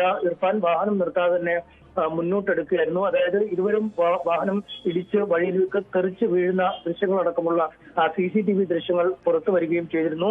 ഈ സംഭവം ഉണ്ടായ ഉടൻ തന്നെ ഇർഫാൻ സ്ഥലത്തു നിന്നും രക്ഷപ്പെടുകയായിരുന്നു. പിന്നീടാണ് പോലീസ് ഈ CCTV ദൃശ്യങ്ങളടക്കം പരിശോധിക്കുകയും ഒരു വധശ്രമമാണ് അല്ലെങ്കിൽ ഇരുവരും തമ്മിലുള്ള പ്രശ്നങ്ങളുടെ തുടർച്ചയാണ് ഇത്തരം ഒരു കാര്യം നടന്നതെന്ന് കണ്ടെത്തുകയും ചെയ്ത്. തുടർന്നാണ് ഇർഫാനെതിരെ കേസെടുത്തത്. എന്തായാലും അതീവ ഗുരുതരമായ ചില കാര്യങ്ങൾ ഈ കൃത്യത്തിന് പിന്നിലുണ്ട് എന്നൊരു നിഗമനം തന്നെയാണ് പോലീസിനുള്ളത്. നേരത്തെ തന്നെ നമ്മൾ റിപ്പോർട്ട് ചെയ്തിരുന്നു ഈ ലഹരി ഇടപാടുകൾ അടക്കമുള്ള ചില കാര്യങ്ങൾ ഇതിന്റെ പിന്നിലുണ്ടോ എന്നൊരു സംശയം. ഇപ്പോൾ അത്തരം വിവരങ്ങൾ തന്നെയാണ് പോലീസിൽ നിന്നും ഈ തൻസീമിന്റെ ബന്ധുക്കളിൽ നിന്നും ലഭിക്കുന്നത്. കാരണം ഈ ഇർഫാൻ കുറച്ച് നാളുകളായി തന്നെ ലഹരി ഇടപാടുകളുമായി ബന്ധമുണ്ടായിരുന്ന. അതായത് അനീഷ്, തുടക്കത്തിൽ സാമ്പത്തിക ഇടപാടുമായി ബന്ധപ്പെട്ട പ്രശ്നമാണ് ഈ വാഹനാപകടത്തിനും വധശ്രമത്തിനും ഒക്കെ പിന്നിലെന്ന സൂചനകളായിരുന്നു വന്നത്. പക്ഷേ ഇത് ലഹരി ഇടപാടാണ് ഈ രീതിയിലുള്ള ആക്രമണത്തിന് കാരണമെന്ന് കണ്ടെത്താൻ പോലീസിന് കഴിഞ്ഞിട്ടുണ്ടോ? ഈ ഇർഫാനും അതോടൊപ്പം പരിക്കേറ്റവരും ഏതെങ്കിലും ലഹരി കേസുകളിൽ പ്രതികളായിട്ടുള്ളവരാണോ? ഇവരുടെ ഒരു പശ്ചാത്തലം എന്തായിരുന്നു? അങ്ങനെ നേരത്തെ ഇവർക്കെതിരെ കേസുകൾ ഉള്ളതായി വിവരങ്ങളില്ല എന്നാണ് പോലീസ് അറിയിച്ചത്. ഈ തൻസീഫിനും അല്ലെങ്കിൽ ഇർഫാനും അത്ര ഗുരുതരമായ കുറ്റകൃത്യങ്ങളും ഇല്ലായിരുന്നു എന്നാണ് പ്രാഥമികമായി പോലീസ് പറഞ്ഞത്. എന്തായാലും നിലവിൽ സാമ്പത്തിക പ്രശ്നങ്ങളെ ചൊല്ലിയുള്ള തർക്കം, അതേ തുടർന്നുള്ള വധശ്രമം എന്ന രീതിയിൽ അല്ലെങ്കിൽ ആ സാമ്പത്തിക തർക്കത്തെ തുടർന്നുള്ള കാര്യങ്ങളാണ് ഈ സംഘർഷത്തിലേക്ക് നയിച്ച സാഹചര്യം എന്ന് പോലീസ് പറയുമ്പോഴും ഈ തൻസീമിന്റെ കുടുംബമാണ് ഇത്തരമൊരു ആരോപണമായി, ബന്ധുക്കളടക്കമുള്ളവരാണ് ഇത്തരമൊരു ആരോപണമായി മുന്നോട്ട് വരുന്നത്. കാരണം ഇർഫാന് ലഹരി സംഘങ്ങളുമായൊക്കെ ചില ബന്ധങ്ങളുണ്ടായിരുന്നു. ഈ ബന്ധം ഈ തൻസീഫ് പുറത്ത് പറയുമോ എന്നുള്ള ഒരു ആശങ്ക, അതേ തുടർന്ന് ഇരുവർ തമ്മിൽ പല കാര്യങ്ങളും സംസാരിക്കുകയും അത് തർക്കത്തിലേക്കും സംഘർഷത്തിലേക്കും കലാശിക്കുകയുമായിരുന്നു എന്നാണ് പറയുന്നത്. ഒപ്പം ഈ കുടുംബത്തെ അടക്കം വകവരുത്തുമെന്ന ഭീഷണി ഇയാൾ ഉന്നയിച്ചിരുന്നു. അതായത് ഈ തൻസീമിനെ മാത്രമല്ല സഹോദരങ്ങളെ അടക്കം ഇല്ലാതാക്കുമെന്ന ഒരു ഭീഷണി ഇയാൾ മുഴക്കിയിരുന്നു എന്നും കുടുംബം പറയുന്നുണ്ട്. ഒപ്പം ഇയാൾക്ക് മറ്റു ചില അധോലോക ബന്ധങ്ങളുണ്ട്, അല്ലെങ്കിൽ ഇയാൾ ഒരു ഒറ്റയ്ക്ക് പ്രവർത്തിക്കുന്ന ആളല്ല, ഒരു വലിയ റാക്കറ്റ് ഇയാൾക്ക് പിന്നിലുണ്ട് എന്നടക്കമുള്ള ചില ആരോപണങ്ങളും ഉന്നയിച്ചിട്ടുണ്ട്. എന്തായാലും ഇതേക്കുറിച്ചൊക്കെ അടക്കം വളരെ വിശദമായി പരിശോധിക്കുമെന്നാണ് പോലീസ് പറയുന്നത്. നമുക്കറിയാം ഈ താമരശ്ശേരി, കൊടുവള്ളി മേഖലകളൊക്കെ കേന്ദ്രീകരിച്ച് അല്ലെങ്കിൽ മുക്കത്തിന്റെ ചില ഭാഗങ്ങളൊക്കെ കേന്ദ്രീകരിച്ച് വലിയ തോതിലുള്ള ലഹരിയുടെ പ്രശ്നങ്ങൾ കഴിഞ്ഞ കുറച്ച് നാളുകളായി തന്നെ കണ്ടുവരുന്നുണ്ട്. പക്ഷെ അടുത്തൊരു ഇടയായിട്ടാണ് ഇത്തരം വാർത്തകൾക്ക് ഒരു ചെറിയ വിരാമം വന്നിരുന്നത്. ഒരുപാട് കൊലപാതകങ്ങൾ അല്ലെങ്കിൽ അത്തരത്തിലുള്ള കുറ്റകൃത്യങ്ങൾ ഒരുപാട് നടക്കുന്ന ഒരു ഇടമായിരുന്നു. പക്ഷെ കുറച്ചു നാളുകളായി ഇത്തരം വാർത്തകൾക്കൊരു ചെറിയ കുറവ് വന്നിരുന്നു. പക്ഷെ വീണ്ടും ശക്തമായി തന്നെ ഇത്തരം ശക്തികൾ സമൂഹത്തിൽ നിൽക്കുന്നു എന്ന ഒരു സന്ദേശം തന്നെയാണ് ഈ ഏറ്റവും ഒടുവിൽ നടന്ന സംഭവം. എന്തായാലും കേവലം വ്യക്തികൾ തമ്മിൽ പണത്തിന്റെ പേരിലുണ്ടായ തർക്കമല്ല സംഘർഷത്തിലേക്കും പിന്നീട് കൊലപാതക ശ്രമത്തിലേക്കും കടന്നത് എന്ന സൂചനകൾ തന്നെ പുറത്തു വരുന്നു. ഇക്കാര്യത്തെ കുറിച്ചുള്ള സമഗ്രമായ അന്വേഷണം പോലീസ് നടത്തും. എന്തായാലും അങ്ങേയറ്റം ഞെട്ടിക്കുന്ന തരത്തിലുള്ള ഒരു സംഭവമാണ് കഴിഞ്ഞ ശനിയാഴ്ച നടന്നത്. അതായത് 2 യുവാക്കൾ ബൈക്കിൽ വരുന്നു, ഒരു കാറിന് മുന്നിൽ ബൈക്ക് നിർത്തുന്നു, അവിടെ നിന്നും വടിവാളുമായി ഇറങ്ങുന്നു. അത് വകവെക്കാതെ തന്നെ ആ കാറിനുള്ള മുന്നോട്ട് ചേർപ്പായിരുന്നു, രണ്ടുപേരെയും ഇടിച്ചു തെറിപ്പിക്കുന്നു. അങ്ങനെ വലിയ ഒരു രീതിയിലുള്ള ഒരു അക്രമ സംഭവമാണ് നടന്നത്. ഒരുപക്ഷെ ആ CCTV ദൃശ്യങ്ങൾ പുറത്തു വന്നുകൊണ്ട് മാത്രമാണ് ഇതിന്റെ ഒരു ഭീകരതയും വ്യാപ്തിയും പുറത്തു വന്നത്. അല്ലെങ്കിൽ ഒരു പക്ഷേ ഇതൊരു അപകടകരമെന്ന രീതിയിലോ അല്ലെങ്കിൽ സ്വാഭാവികമായ ഒരു സംഭവം എന്ന രീതിയിലൊക്കെ വ്യാഖ്യാനിക്കപ്പെടാൻ സാധ്യതയുണ്ട്. പക്ഷേ ഈ CCTV ദൃശ്യങ്ങൾ പുറത്തു വന്നുകൊണ്ട് തന്നെയാണ് ഇതിന്റെ ഒരു വ്യാപ്തി നമുക്ക് മനസ്സിലാക്കാൻ കഴിഞ്ഞത് കേട്ടോ. വ്യക്തമാണ്. MS അനീഷ് കുമാറാണ് വിവരങ്ങൾ നൽകിയത്. കോഴിക്കോട് വാഹനാപകടത്തിൽ യുവാക്കളെ വാഹനം പിടിപ്പിച്ച് കൊലപ്പെടുത്താൻ ശ്രമിച്ച കേസിൽ ഒളിവിലായിരുന്ന പ്രതി ഇർഫാൻ പിടിയിലായിരിക്കുന്നു. ഒളിവിലായിരുന്ന ഇയാൾക്ക് വേണ്ടി പോലീസ് ലുക്കൌട്ട് നോട്ടീസ് പുറപ്പെടുവിച്ചിരുന്നു. ശബരിമല സ്വർണ്ണക്കൊള്ളയിൽ കുറ്റപത്രം വൈകുന്നതിൽ ആശങ്കയില്ലെന്ന് ഹൈക്കോടതി. വാർത്തയിലേക്ക് എത്താം ഇടവേള. സ്പോട്ട് ലൈവ് തുടരുന്നു. ശബരിമല സ്വർണ്ണക്കൊള്ളയിൽ കുറ്റപത്രം വൈകുന്നതിൽ ആശങ്കയില്ലെന്ന് ഹൈക്കോടതി. പ്രതികൾക്ക് സ്വാഭാവിക ജാമ്യം ലഭിച്ചതിൽ ആശങ്കയില്ല. അതിസങ്കീർണമായ കേസാണിത്, വേഗത്തിൽ പൂർത്തിയാക്കാവുന്ന അന്വേഷണമല്ലെന്നും ദേവസ്വം ബെഞ്ച്. അതേസമയം ഉണ്ണികൃഷ്ണൻ പോറ്റിയുടെ ജാമ്യാപേക്ഷ കൊല്ലം വിജിലൻസ് കോടതി വിധി പറയാനായി മാറ്റി. വിവരങ്ങളുമായി ആജ്ഞ രവീന്ദ്രൻ കൊച്ചിയിൽ നിന്നും, കൊല്ലത്ത് നിന്ന് എസ് വിനീഷൻ ചേരുന്നുണ്ട്. ആദ്യം ആജ്ഞയിലേക്കാണ്. ആജ്ഞ, നേരത്തെ ഹൈക്കോടതി ഈ കേസുമായി ബന്ധപ്പെട്ട് ശബരിമല സ്വർണ്ണക്കൊള്ളയിൽ SITയുടെ അന്വേഷണത്തിൽ ചില വിമർശനങ്ങൾ ഉന്നയിച്ചതാണ്. പല ഉന്നതരിലേക്കും എന്തുകൊണ്ട് അന്വേഷണം നീങ്ങുന്നില്ല എന്ന്. മാത്രമല്ല അതോടൊപ്പം ഏറ്റവും അധികം ഇപ്പോൾ ഈ കേസുമായി ബന്ധപ്പെട്ടുള്ള വിമർശനം അന്വേഷണ സംഘം കുറ്റപത്രം സമർപ്പിക്കാത്തതാണ്. ഇതേ തുടർന്ന് പ്രതികൾക്ക് സ്വാഭാവികമായ ജാമ്യം ലഭിക്കുന്നു. അതായത് 90 ദിവസം കേസ് രജിസ്റ്റർ ചെയ്ത് 90 ദിവസമായിട്ടും കുറ്റപത്രം സമർപ്പിച്ചില്ലെങ്കിൽ പ്രതികൾക്ക് സ്വാഭാവിക ജാമ്യം ലഭിക്കും. ഓരോ പ്രതികളും ഒന്നൊന്നായി ഇപ്പോൾ പുറത്തു വന്നിരിക്കുന്ന സാഹചര്യമുണ്ട്. എന്തുകൊണ്ടാണ് ഒരു ഇടക്കാല കുറ്റപത്രം പോലും സമർപ്പിക്കാത്തതെന്ന വിമർശനമാണ് ഉയരുന്നത്.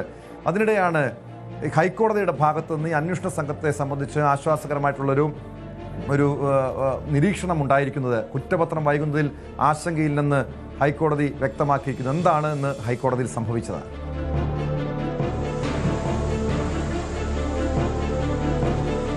ടോം സൂചിപ്പിച്ചതുപോലെ തന്നെ നേരത്തെ ഹൈക്കോടതി വലിയ വിമർശനമാണ് SITക്ക് നേരെ ഉന്നയിച്ചത്. പ്രത്യേകിച്ച് കുറ്റപത്രം സമർപ്പിക്കാത്ത സാഹചര്യത്തിൽ 90 ദിവസം കഴിയുമ്പോൾ സ്വാഭാവികമായ ജാമ്യം ലഭിക്കേണ്ടുന്ന അല്ലെങ്കിൽ നൽകേണ്ടുന്ന സാഹചര്യമുണ്ട്. അത് നേരത്തെ മുരാരി ബാബുവിനും അത്തരത്തിൽ ആനുകൂല്യം ലഭിച്ചിരുന്ന ഒരു സാഹചര്യമുണ്ടെന്ന് ഹൈക്കോടതി ചൂണ്ടിക്കാണിച്ചിരുന്നു. അതുപോലെ തന്നെ ഉണ്ണികൃഷ്ണൻ പോറ്റിയും അത്തരത്തിൽ സ്വാഭാവിക ജാമ്യവുമായി പുറത്തിറങ്ങേണ്ടുന്ന സാഹചര്യമാണ് എന്ന SITയോട് ഈ കാര്യവുമായി സൂചിപ്പിച്ച് വലിയ വിമർശനം ഉന്നയിച്ച് തന്നെയാണ് കോടതി അന്ന് കഴിഞ്ഞ ഒരു 2 ആഴ്ച മുൻപ് ഈ കേസ് പരിഗണിക്കുമ്പോൾ കോടതി SITയോട് ചോദിച്ചത് അങ്ങനെയാണ്. അപ്പോൾ ഇതിന് മറുപടിയാണ് SIT കോടതി നൽകിയിരുന്ന ഒരു സാഹചര്യം കൂടിയുണ്ട്. അത്തരം ഒരു സാഹചര്യം കൂടി വിലയിരുത്തുമ്പോൾ കൊലപാതകമോ മർദ്ദനമോ അല്ലെങ്കിൽ മോഷണമോ അങ്ങനെ പെട്ടെന്ന് കുറ്റപത്രം സമർപ്പിക്കേണ്ടുന്ന ഒരു സാഹചര്യമല്ല സ്വർണ്ണക്കൊള്ളയുമായി ബന്ധപ്പെട്ടുള്ളതെന്നുള്ള വിശദീകരണമാണ്, അല്ലെങ്കിൽ അത്തരം ഒരു ക്ലാരിറ്റിയാണ് ഇപ്പോൾ കോടതിയിൽ നിന്ന് വരുന്നത്. അതായത് 90 ദിവസത്തിനുള്ളിൽ സ്വാഭാവിക ജാമ്യം ലഭിക്കത്തക്ക തരത്തിൽ പ്രതികൾക്ക് 90 ദിവസത്തിനുള്ളിൽ കുറ്റപത്രം സമർപ്പിക്കാത്ത സാഹചര്യത്തിൽ സ്വാഭാവിക ജാമ്യം പ്രതികൾക്ക് ലഭിക്കുന്ന ഒരു സാഹചര്യം ആശങ്കയുണ്ടാക്കുന്നില്ല എന്ന് തന്നെയാണ് കോടതി പറയുന്നത്. അത്തരത്തിൽ ജാമ്യം ലഭിച്ചിരിക്കുന്ന ഒരു സാഹചര്യത്തിൽ തന്നെ ഈ കുറ്റപത്രം 90 ദിവസത്തിനുള്ളിൽ സമർപ്പിക്കേണ്ടുന്ന ഒരു കേസല്ല സ്വർണ്ണക്കൊള്ള. അത് വിചാരണ പല ഘട്ടങ്ങളിലൂടെ കടന്നു പോകേണ്ടതുണ്ട്. സൂക്ഷ്മമായി ഈ കേസ് പഠിക്കേണ്ടതുണ്ട്. അതിസങ്കീർണമായ ഒരു കേസ് തന്നെയാണ് ഇത് തന്നെയാണ് എന്നാണ് കോടതി ദേവസ്വം ബെഞ്ചിന്റെ നിരീക്ഷണം. അങ്ങനെയാണ് നേരത്തെയും SITയോട് വലിയ വിമർശനം ഉന്നയിച്ചപ്പോഴും SIT ഇതിനുള്ള മറുപടിയായി നൽകിയിരിക്കുന്ന കാര്യം ശാസ്ത്രീയ തെളിവുകളുടെ അടിസ്ഥാനത്തിൽ എത്ര സ്വർണം പോയിട്ടുണ്ട്, അത്തരം കാര്യങ്ങളിലൊക്കെ ഇനി വ്യക്തത വരാനുണ്ട്. അത് മാത്രമല്ല ഫോറൻസിക് റിപ്പോർട്ട് വന്നിട്ടില്ല. ആകെ കോടതിക്ക് മുൻപാകെ SITക്ക് മുൻപാകെയുള്ളത് VSSCയുടെ പഠന റിപ്പോർട്ടാണ്, ശാസ്ത്രീയ പരിശോധനാ റിപ്പോർട്ട് മാത്രമാണ്. ആ ഒരു സാഹചര്യത്തിൽ സ്വർണ്ണക്കൊള്ളയിൽ ഈ 90 ദിവസത്തിനുള്ളിൽ കുറ്റപത്രം സമർപ്പിക്കുക എന്നുള്ള കാര്യം അതിന് സാവകാശം വേണ്ട ഒരു സാഹചര്യം തന്നെയാണ് ഈ കേസുമായി ബന്ധപ്പെട്ടുള്ളത് എന്നുള്ളതാണ് കോടതിയുടെ നിരീക്ഷണം. കോടതി ഈ കാര്യം ഉന്നയിച്ച് നേരത്തെ ഇവരെ SIT വിമർശിക്കുന്ന ഒരു സാഹചര്യം ഉണ്ടായിരുന്നു. അതിന് SIT മറുപടി കൃത്യമായി നൽകുകയും ചെയ്തിട്ടുണ്ട്. കാരണം ഇത് ഒരു സാധാരണ കേസല്ല. അതായത് സാധാരണ നമ്മൾ കേൾക്കുന്നത് പോലെ കൊലപാതക കുറ്റമോ അതല്ലെങ്കിൽ മോഷണ കുറ്റമോ അതല്ലെങ്കിൽ മർദ്ദനമോ മറ്റേതെങ്കിലും ക്രൈം വിഭാഗത്തിൽപ്പെടുന്നതോ ഉള്ള കേസ് ആ ഒരു വിഭാഗത്തിൽപ്പെടുന്ന കേസല്ല. അതായത് അടിയന്തരമായി കുറ്റപത്രം സമർപ്പിക്കേണ്ട സാഹചര്യമല്ല ഇതിനുള്ളത്. ഇതിൽ കൂടുതൽ പഠനങ്ങൾ വേണം, കൂടുതൽ വിശദീകരണങ്ങൾ വേണം, കൂടുതൽ അവഗാഹം ആഴത്തിൽ ഈ വിഷയം പഠിക്കേണ്ടതുണ്ട് തുടങ്ങിയ കാര്യങ്ങളൊക്കെ SIT കോടതിയിൽ ബോധ്യപ്പെടുത്തിയിട്ടുണ്ട്. അതിന്റെ അടിസ്ഥാനത്തിലാണ് ഇതുവരെയും ഈ കേസിൽ ഉന്നതരിലേക്ക് അന്വേഷണം എത്തുന്നില്ല എന്നൊരു ആക്ഷേപമുണ്ട്. അത് പ്രതിപക്ഷം തന്നെ അത്തരമൊരു വിമർശനം ഉന്നയിക്കുന്നുണ്ട്. അതായത് പത്മകുമാറിനെ പോലുള്ള ഏതാനും ചില ഉന്നതരിലേക്ക് മാത്രം അന്വേഷണമെത്തി, മറ്റുള്ളവരിലേക്ക് അന്വേഷണം എത്തുന്നില്ല. അങ്ങനെ ഈ പാർട്ടി നേതാക്കളെ സംരക്ഷിക്കാനുള്ള നീക്കമാണിതിൽ നടക്കുന്നതെന്ന വിമർശനം ഉയരുമ്പോഴാണ് ഹൈക്കോടതി ഇങ്ങനെയൊരു നിരീക്ഷണം നടത്തിയിരിക്കുന്നത്. അതായത് ഇത്തവണ ഈ പ്രത്യേക അന്വേഷണ സംഘത്തിൻ്റെ ഈ അന്വേഷണത്തോട് പൂർണ്ണമായും തൃപ്തി പ്രകടിപ്പിക്കുകയാണോ ഹൈക്കോടതി?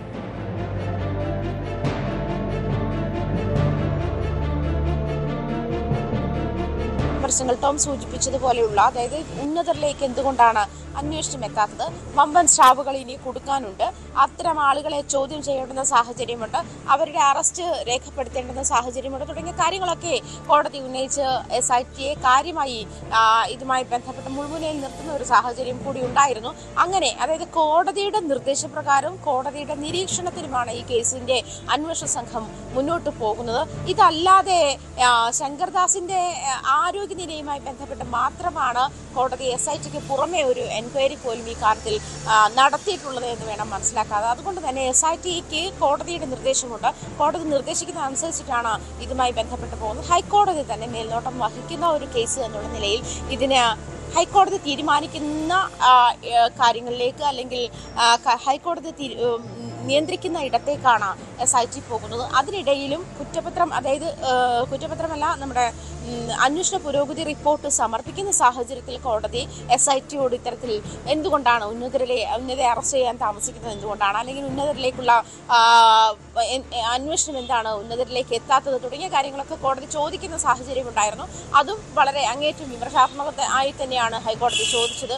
അതിനും SIT മറുപടി നൽകുകയും സാവകാശം ചോദിക്കുകയും ചെയ്ത സാഹചര്യം. പക്ഷേ ടോം സൂചിപ്പിച്ചതുപോലെ പ്രതിപക്ഷ ഇതൊരു വലിയ ആയുധമായി എടുത്തിട്ടുണ്ട് എന്നുള്ള കാര്യവും മറ്റ് പല ഉന്നതരിലേക്ക്, അതായത് പത്മകുമാറിൽ എത്തി നിൽക്കുന്ന അന്വേഷണം തുടർന്ന് മുന്നോട്ട് പോകുന്നില്ല എന്നുള്ള വിമർശനവും ശക്തമാണ്. എന്നിരുന്നാലും അത് കൃത്യമായ ഒരു നിരീക്ഷണ സംവിധാനത്തിലൂടെ തന്നെയാണ് പോകുന്നത് എന്നുള്ളതാണ് ആശ്വാസകരം. കാരണം ഈ 2 ആഴ്ച കൂടുമ്പോൾ അന്വേഷണ പുരോഗതി റിപ്പോർട്ട് കോടതിയിൽ സമർപ്പിക്കുന്ന സാഹചര്യത്തിൽ കോടതി അത് അസസ് ചെയ്ത ശേഷമാണ് അതിലുണ്ടാകുന്ന പോരായ്മകളെ പറ്റി നിരീക്ഷിക്കുകയും അത് SITയോട് ഡിസ്കസ് ചെയ്യുകയും ചെയ്യുന്ന സാഹചര്യം. പലപ്പോഴും നമുക്കറിയാം ക്യാമറ പ്രൊസീഡിങ്സ് ആണ് അതിൽ നടക്കുന്നത്. അതുകൊണ്ട് തന്നെ കോടതി ഇതുമായി ബന്ധപ്പെട്ട ഉത്തരവ് പുറത്തു വരുമ്പോൾ എന്നാണ് ഹൈക്കോടതി വ്യക്തമാക്കുന്നത്. ഇനി അറിയേണ്ടത് ഉണ്ണികൃഷ്ണൻ പോറ്റിക്ക് ജാമ്യം ലഭിക്കുമോ എന്നാണ്. ജാമ്യാപേക്ഷ കൊല്ലം വിജിലൻസ് കോടതി വിധി പറയാൻ മാറ്റിയിട്ടുണ്ട്. വിനീഷിലേക്ക്. വിനീഷ്, ഉണ്ണികൃഷ്ണൻ പോറ്റി പുറത്തിറങ്ങിയാൽ അതാണ് ഏറ്റവും വലിയ ഒരാശങ്കപ്പെടുത്തുന്ന ഒരു കേസുമായി ബന്ധപ്പെട്ട ആശങ്കപ്പെടുത്തുന്ന ഒരു കാര്യം. കേസിലെ മുഖ്യപ്രതിയാണ്. എന്താണ് ഈ ജാമ്യാപേക്ഷയിൽ പ്രോസിക്യൂഷന്റെ നിലപാടെന്താണ്? തീർച്ചയായും ടോം സൂചിപ്പിച്ചതുപോലെ തന്നെ ഈ കേസിലെ മുഖ്യപ്രതിയാണ്, പ്രധാന പ്രതിയാണ് ഉണ്ണികൃഷ്ണൻ പോറ്റി. ആദ്യം ജാമ്യം ലഭ്യമായതും ഉണ്ണികൃഷ്ണൻ പോറ്റിക്കാണ്. പക്ഷേ പുറത്തിറങ്ങാതെ ഇപ്പോഴും ജയിലിൽ തുടരുന്നതാണ് ഉണ്ണികൃഷ്ണൻ പോറ്റി. നമുക്കറിയാം, ദ്വാരപാലക കേസിലായിരുന്നു ആദ്യം ഉണ്ണികൃഷ്ണൻ പോറ്റിക്ക് ജാമ്യം ലഭ്യമായത്. കട്ടളപ്പാളി കേസിൽ റിമാൻഡ് കാലാവധി കഴിയാതിരുന്നത് കൊണ്ടാണ് പുറത്തിറങ്ങാൻ കഴിയാതെ വന്നത്. തുടർന്നാണ് 3 പ്രതികൾ, ഈ അടുത്ത സമയത്തായി 3 പ്രതികൾ ജയിൽ മോചിതരായത്. ഈ കാരണങ്ങൾ, അതായത് 3 പ്രതികൾ ജയിൽ മോചിതരായി, കുറ്റപത്രം സമർപ്പിച്ചിട്ടില്ല എന്നീ കാരണങ്ങൾ ചൂണ്ടിക്കാട്ടിയാണ് അഭിഭാഷകൻ, അതായത് ഉണ്ണികൃഷ്ണൻ പോറ്റിയുടെ അഭിഭാഷകൻ കഴിഞ്ഞ ദിവസം കോടതിയിൽ ജാമ്യാപേക്ഷ സമർപ്പിച്ചു. 31-ന് 90 ദിവസം പൂർത്തിയായി. 2 കേസിലും 90 ദിവസം പൂർത്തിയായത് കൂടി സ്വാഭാവിക ജാമ്യം ലഭ്യമാകണം എന്നാവശ്യപ്പെട്ടുകൊണ്ടാണ് ഉണ്ണികൃഷ്ണൻ പോറ്റിയുടെ അഭിഭാഷകൻ കോടതിയെ സമീപിച്ചത്. ഇന്ന് കോടതി വാദം കേട്ടു, ഇരുഭാഗങ്ങളുടെയും വാദം കേട്ടു. ഇതിന്റെ വിധി പറയുന്നതിനായി കോടതി മറ്റൊരു ദിവസത്തേക്ക് മാറ്റുകയും ചെയ്തു. എന്തായാലും ടോം സൂചിപ്പിച്ചതുപോലെ തന്നെ സ്വാഭാവിക ജാമ്യം ലഭ്യമാകാൻ തന്നെയാണ് സൂചന. അതായത് കുറ്റപത്രം സമർപ്പിക്കാത്ത സാഹചര്യം നിലനിൽക്കുന്നതുകൊണ്ട് SITക്കെതിരെ രൂക്ഷ വിമർശനങ്ങൾ നേരിടുന്ന സാഹചര്യം നിൽക്കുന്നു. ഹൈക്കോടതിയിലടക്കം SITക്ക് വലിയ വിമർശനങ്ങളാണ് നേരിടേണ്ടി വരുന്നത്. ഇതെല്ലാം ഈ ഒരു സാഹചര്യം ചൂണ്ടിക്കാട്ടിക്കൊണ്ട് സ്വാഭാവിക ജാമ്യത്തിന് അർഹരായതുകൊണ്ട് ജാമ്യം ലഭ്യമാകാൻ തന്നെയാണ് സൂചനകൾ. എന്തായാലും ഇതുമായി ബന്ധപ്പെട്ട് നമുക്കറിയാം, മുരാരി ബാബുവിനെ കഴിഞ്ഞ ദിവസം തീർച്ചയായും വിനീഷ്, എന്തായാലും ജാമ്യം കിട്ടി പുറത്തിറങ്ങിയാലും EDയുടെ മുന്നിലേക്കാണ് വരുന്നത്. മുരാരി ബാബുവിനെ കഴിഞ്ഞ ദിവസം ചോദ്യം ചെയ്തു. കൂടുതൽ പേർക്ക് സമൻസ് അയച്ചിട്ടുണ്ട്. എന്തായാലും അങ്ങനെ ഒന്നും രക്ഷപ്പെടാമെന്ന് പ്രതികൾ വിചാരിക്കേണ്ടതില്ല, അല്ലെ, കരുതേണ്ടതില്ല. കാരണം നിയമ നടപടികൾ ഇനിയും ഉണ്ടാകും, അല്ലേ? തീർച്ചയായും അങ്ങനെ തന്നെയാണ്. വലിയ രീതിയിലുള്ള സാമ്പത്തിക തിരിമറികളാണ് നടത്തിയിരുന്നത്. അത്തരത്തിലുള്ള വലിയ തെളിവുകളാണ് EDയുടെ പക്കലുള്ളത്. അപ്പോൾ സൂചിപ്പിച്ചതുപോലെ തന്നെ ഒരുപക്ഷെ സ്വാഭാവിക ജാമ്യം ലഭിച്ച് പുറത്തിറങ്ങിയാലും EDയുടെ മുന്നിൽ മണിക്കൂറുകളോളം ഇവർ ഉത്തരം നൽകേണ്ടി വരും. കഴിഞ്ഞ ദിവസം മുരാരി ബാബുവിനെ അടക്കം ചോദ്യം ചെയ്ത സാഹചര്യം ഉണ്ടായിരുന്നു. 9 മണിക്കൂറിലേറെ ചോദ്യം ചെയ്തപ്പോൾ നിർണായക വിവരങ്ങൾ ലഭ്യമായിട്ടാണ് നമുക്കറിയുന്നത്. പക്ഷേ അപ്പോഴും മുരാരി ബാബുവിൽ നിന്നും തനിക്ക് ഇതുമായി ബന്ധപ്പെട്ടുള്ള ഈ സാമ്പത്തിക ഇടപാടുകൾ ഇല്ല എന്നുള്ള മൊഴിയിൽ തന്നെ ഉറച്ചു നിൽക്കുന്ന സാഹചര്യവുമുണ്ട്.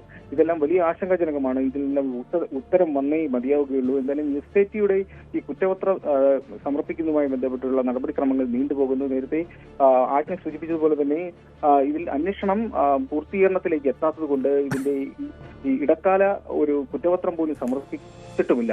അതുകൊണ്ട് ഇത് പ്രതികൾക്ക് ജാമ്യം ലഭിക്കാനുള്ള വലിയ സാഹചര്യമാണ് നിലനിൽക്കുന്നത്. എന്തായാലും അല്പസമയത്തിനകത്ത് തന്നെ ഇതിൽ നിന്നൊരു വ്യക്തത വരും, കോടതിയിൽ നിന്നൊരു വ്യക്തത വരും. കാരണം എങ്ങനെയാകും ഒരു വിധി ഉണ്ടാവുക എന്നുള്ളതാണ് വ്യക്തമാണ്. എസ് വിനീഷും ആജ്ഞ രവീന്ദ്രനുമാണ് വിവരങ്ങൾ നൽകുന്നത്. കേരളത്തെ ഞെട്ടിച്ച വെഞ്ഞാറമൂട് കൂട്ടക്കൊലപാതകം നടന്നിട്ട് 1 വർഷമാകുന്നു. നാടിനെ നടുക്കിയ കൊലപാതകത്തിന്റെ ഞെട്ടലിൽ നിന്ന് ബന്ധുക്കളും പ്രദേശവാസികളും ഇനിയും മുക്തരായിട്ടില്ല. വെഞ്ഞാറമൂട് കൂട്ടക്കൊലക്കേസിനെ ആസ്പദമാക്കിയുള്ള കാലം പറഞ്ഞ കഥ എന്ന സിനിമയുടെ റിലീസ് മാറ്റണമെന്ന ആവശ്യവുമായി പ്രതി അഫാന്റെ പിതാവ് അബ്ദുൾ റഹീം ഹൈക്കോടതിയെ സമീപിച്ചിരിക്കുകയാണ്.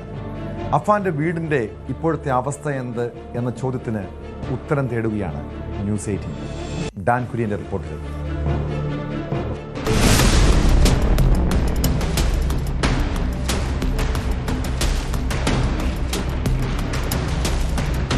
ഞാനിപ്പോൾ നിൽക്കുന്നത് തിരുവനന്തപുരം വെഞ്ഞാറമൂടിനടുത്ത് പേരുമല എന്നൊരു കൊച്ചു ഗ്രാമത്തിലാണ്.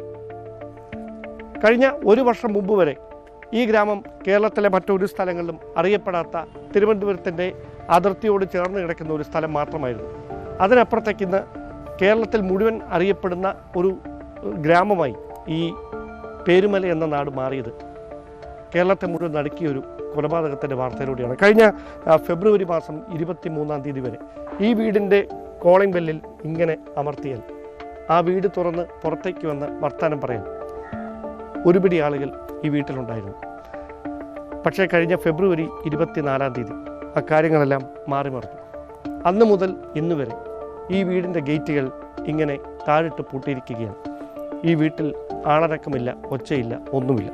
നമുക്കെല്ലാവർക്കും അറിയാം, ഈ നാടിനെ മുഴുവൻ നടുക്കിയ വെഞ്ഞാറമൂട് കൂട്ടക്കൊലപാതകം നടന്ന അഫാൻ്റെ വീടാണിത്. കേസിൽ ശിക്ഷിക്കപ്പെട്ട് ശിക്ഷ കാത്തു കിടക്കുന്ന അഫാൻ ഇപ്പോഴും ജയിലിലാണ്. തിരുവനന്തപുരം സെൻട്രൽ ജയിലിൽ കഴിയുകയാണ്. ഈ ഫെബ്രുവരി 24-ാം തീയതി ഈ കൂട്ടക്കൊലപാതകം നടന്നിട്ട് 1 വർഷം തികയുകയാണ്. എന്താണ് പേരുമലയിലെ ഈ വീടിൻ്റെ സ്ഥിതി? അത് നേരിൽ കാണാനാണ് ഞങ്ങളിവിടേക്ക് എത്തിയത്. നമുക്കറിയാം, ഒരിക്കൽ കൂടി ഒരു ഫ്ലാഷ് ബാക്ക് പോലെ എന്താണെന്ന് സംഭവിച്ചതെന്ന് നമുക്കൊന്ന് ഓർത്തെടുക്കുക. അതായത് കഴിഞ്ഞ ഫെബ്രുവരി 23-ാം തീയതി ലോൺ ആപ്പുകളിൽ നിന്ന്, മൊബൈൽ സ്മാർട്ട് ഫോണിലൂടെ ലോൺ ആപ്പുകളിൽ നിന്ന് ഏതാണ്ട് 25 ലക്ഷം രൂപയോളം പലയിടങ്ങളിൽ നിന്നായി ലോൺ എടുത്തിട്ടുണ്ടായിരുന്നു അഫാൻ. ആ പണം തിരിച്ച് അടയ്ക്കാൻ അഫാന് കഴിയാതെ വരുന്നു. തുടർച്ചയായി ഈ സമ്മർദ്ദത്തിലാക്കിക്കൊണ്ടുള്ള ഫോൺ കോളുകൾ വരുന്നു.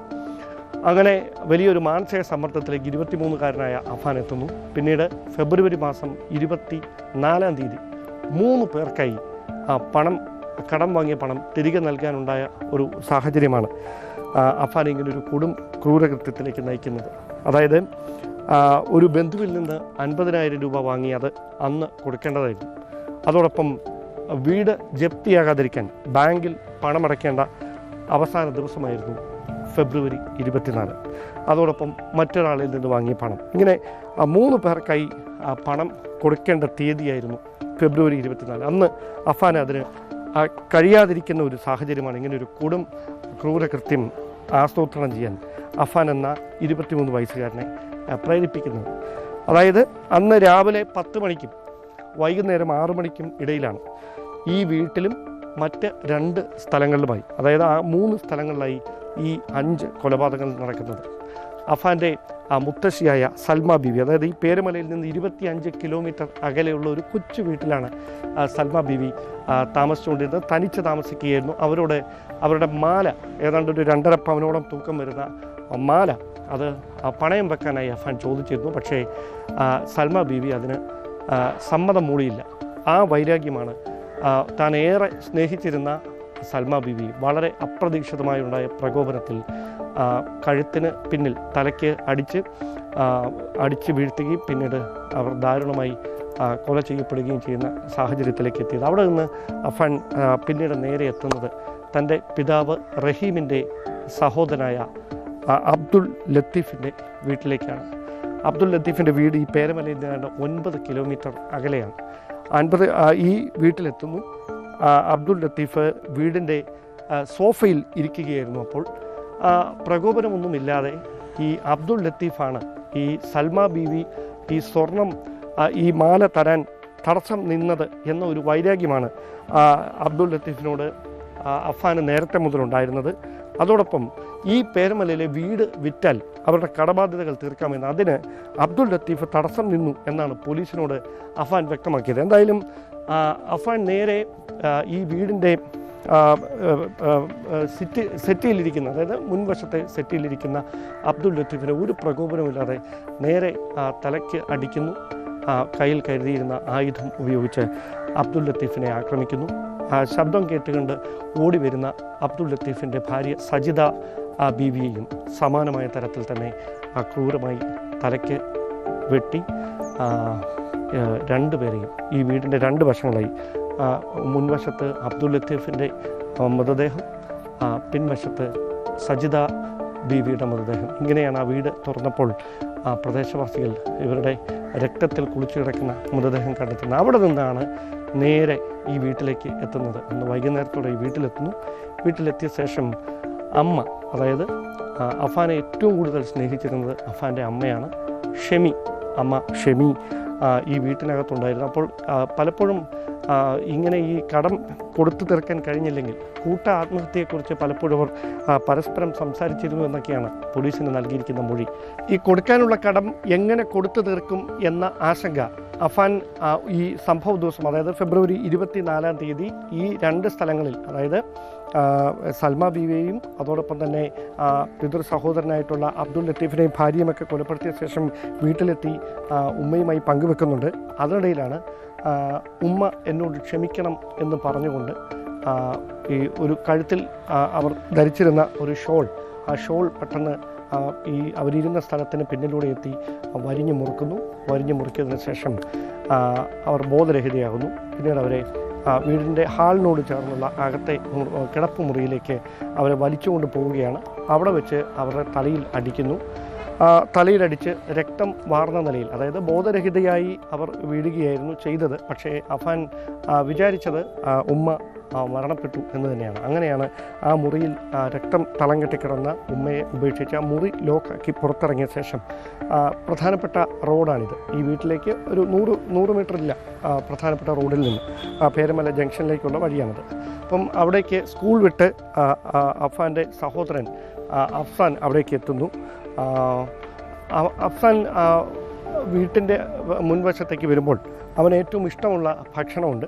അപ്പം നമുക്ക് പോയി ഭക്ഷണം മേടിച്ചുകൊണ്ട് വരാം എന്ന് പറഞ്ഞ് ഈ സഹോദരനെ കൂട്ടി ഭക്ഷണം മേടിക്കാനായി ഇരുവരും കൂടെ പോവുകയാണ്. വീട്ടിലേക്ക് അവൻ വരുന്നില്ല. അപ്പോൾ ഈ ഭക്ഷണം മേടിക്കാനായി പോകുന്നു. അതിൻ്റെ CCTV ദൃശ്യങ്ങളൊക്കെ നേരത്തെ പുറത്തു വന്നതാണ്. കടയിൽ നിന്ന് ഭക്ഷണം വാങ്ങി അവർ ഒരുമിച്ച് ഇവിടേക്ക് തിരിച്ചു വരുന്നു. തിരിച്ച് വീടിനകത്തേക്ക് കയറുകയും വാതിൽ അടച്ചതിന് ശേഷം തൻ്റെ കയ്യിലുണ്ടായിരുന്നു, അതായത് ഈ ഭക്ഷണം ഈ വീടിൻ്റെ മുൻവശത്ത്, അതായത് ഡൈനിങ് ടേബിളിൽ ഈ പാഴ്സലായി മേടിച്ചുകൊണ്ട് വരുന്ന ഭക്ഷണം തുറക്കുന്നു. അതവിടെ വെച്ചതിന് ശേഷം താൻ നേരത്തെ ഒളിപ്പിച്ചു വെച്ചിരുന്ന ഒരു ആയുധം, ആ ആയുധം എടുത്ത് അതിക്രൂരമായ തരത്തിൽ, ഒരുപക്ഷെ ഈ 5 കൊലപാതകങ്ങൾ ഏറ്റവും ക്രൂരമായ കൊലപാതകം ഈ സഹോദരനെ, +1 വിദ്യാർത്ഥിയായ സഹോദരൻ നേർക്ക് നടന്ന ഈ അതിക്രമമാണ്. അങ്ങനെ അതിക്രൂരമായ രീതിയിൽ തലയ്ക്ക് അടിച്ചാണ് ഈ സഹോദരനെ അഫാൻ കൊലപ്പെടുത്തുന്നത്. അങ്ങനെ അഫാനെയും ഒരു വശത്തേക്ക് മാറ്റിയിടുന്നു. പിന്നീട് ആണ് ഇവിടെ നിന്ന്, അതായത് ഈ വീട്ടിൽ നിന്ന് തൻ്റെ ബൈക്കിൽ ഇതിന് തൊട്ട് അടുത്തുള്ള ഈ മസ്ജിദ് റോഡ്, പേരമല മസ്ജിദ് റോഡ് കഴിഞ്ഞിട്ടാണ് തൻ്റെ സുഹൃത്തായ, സുഹൃത്തായിട്ടുള്ള ഫർസാനയെ ഫോണിൽ വിളിച്ച് കാണണമെന്ന് പറയുന്നു. അങ്ങനെ ഫർസാന വീട്ടിൽ നിന്ന് പുറത്തേക്ക് പോവുകയാണെന്ന് പറഞ്ഞ് പുറത്തേക്ക് വരുന്നു. തന്നെ നടന്ന് ഇതിന് തൊട്ടടുത്തുള്ളൊരു ജംഗ്ഷനിലെത്തുന്നു. അവിടെ വെച്ച് അഫാൻ തൻ്റെ ബൈക്കിൽ കയറ്റി ഈ വീട്ടിൻ്റെ മുൻപിലേക്ക് ഫർസാനയും കൊണ്ടെത്തുന്നു. അതിനുശേഷം ഈ വീടിനകത്തേക്ക് മതിൽ ചാടിയാണ് പോയത് എന്നാണ് അത്തരത്തിലുള്ള വിവരങ്ങളാണ് ലഭിച്ചത്. മതിൽ ചാടി കിടന്ന് വീട്ടിനകത്ത് കിടക്കുന്നു. വീട്ടിനകത്ത് ഏറ്റവും മുകളിലൊരു മുറിയുണ്ട്. അപ്പം ആ മുകളിലത്തെ മുറിയിലേക്കാണ് ഈ ഫർസാനയുമായിട്ട് അഫാൻ എത്തുന്നത്. അങ്ങനെ ഈ ഏറ്റവും മുകൾ നിലയിലെ മുറിയിൽ തൻ്റെ മുറി, അതായത് അഫാൻ്റെ മുറി, ആ മുറിയിൽ ഈ ഫർസാനയെ കൊണ്ട് ഒരു കസേരയിൽ ഇരുത്തിയ ശേഷം ഈ നടന്ന കൊലപാതകങ്ങളെക്കുറിച്ചെല്ലാം അഫാൻ ഫർസാനയുടെ അടുത്ത് എല്ലാ അതായത് അന്ന് ഇതിലേക്ക് നയിച്ച സാഹചര്യങ്ങളടക്കം എല്ലാം പങ്കുവെക്കുകയാണ്. ഇത് കേട്ട് തലയിൽ കൈവച്ച് ഫർസാന ഇരിക്കുന്നു.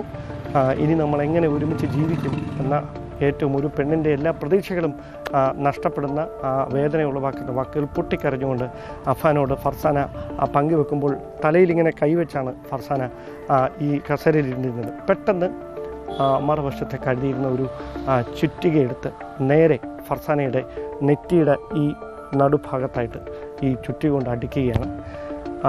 ആ അടിയുടെ പ്രഹരത്തിൽ കസേരയിൽ തന്നെ, അതായത് ഈ ഭാഗം തുളച്ച് അകത്തേക്ക് കയറിപ്പോകുന്ന തരത്തിലായി കാര്യങ്ങൾ.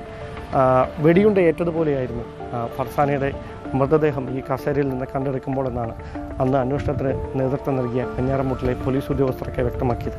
പിന്നെ ഈ ഫർസാനയുടെ മുഖം വികൃതമാക്കുന്ന തരത്തിലാണ് പിന്നീട് തലക്കിട്ട് ക്രൂരമായി ഈ ചുറ്റി കൊണ്ട് തുടർച്ചയായി അടിച്ചുണ്ടാക്കിയ പരിക്കുകൾ.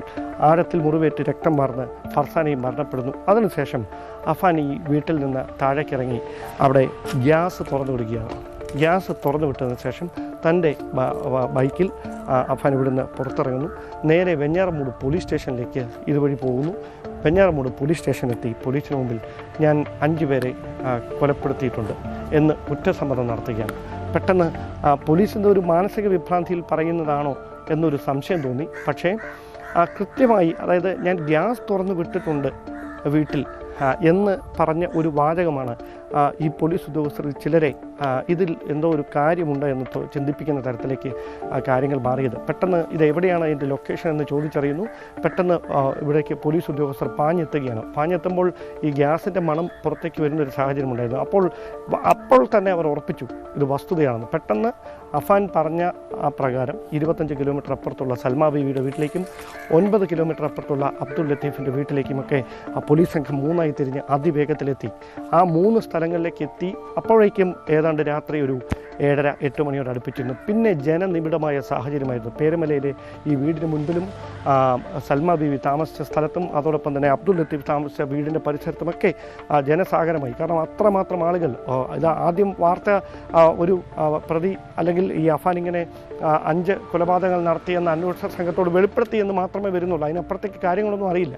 പിന്നീടാണ് ഈ 3 വീടുകൾ കുത്തി തുറന്ന് അകത്ത് കയറിയപ്പോഴാണ് ദാരുണമായി കാഴ്ച. കേരളം ഞെട്ടലോടെ കേട്ട ആ വാർത്ത, ആ കൂട്ടക്കൊലപാതകത്തിൻ്റെ വിവരങ്ങൾ പുറത്തു വരുന്നത്. എന്തായാലും അഫാൻ്റെ മാതാവ് ഷെമി വലിയ തരത്തിൽ, അതായത് അവരെ ഇവിടെ നിന്ന് മറ്റുള്ളവരുടെ മൃതദേഹങ്ങൾ എടുത്തുകൊണ്ട് പോകുമ്പോൾ ചെറിയൊരു അനക്കം കണ്ടുകൊണ്ടാണ് പെട്ടെന്ന് അവരെ സ്വകാര്യ ആശുപത്രിയിലേക്ക് എത്തിക്കുന്നത്. അവിടെ ആഴ്ചകൾ നീണ്ട ജീവിതത്തിനും മരണത്തിനുമിടയിൽ ദിവസങ്ങളോളം ചെലവഴിച്ച് വിദഗ്ധ ചികിത്സയ്ക്ക് ശേഷം അവർ ജീവിതത്തിലേക്ക് മടങ്ങിയെത്തുകയായിരുന്നു. പക്ഷേ അപ്പോഴും മാനസികമായി ഒരു വലിയ പരിഭ്രാന്തിയിൽ നിന്ന് ഇപ്പോഴും അവർക്ക് മുക്തയാകാൻ കഴിഞ്ഞിട്ടില്ല. മറവിയുണ്ടാകുന്ന സാഹചര്യം. അതിനിടയിലും ചില വെളിപ്പെടുത്തലുകളൊക്കെ അഫാനുമായി ബന്ധപ്പെട്ട് ഷെമി നടത്തിയിരുന്നു. ഈ വീട് വിറ്റാൽ ഞങ്ങളുടെ കടം തീർന്നേനെ, വെറും 25 ലക്ഷം രൂപയുടെ കടമയുള്ളായിരുന്നു, അത് വീട് വിറ്റാൽ തീരാവുന്നതുള്ളായിരുന്നു എന്നൊക്കെ. പിന്നീട് ഷെമിയുടെ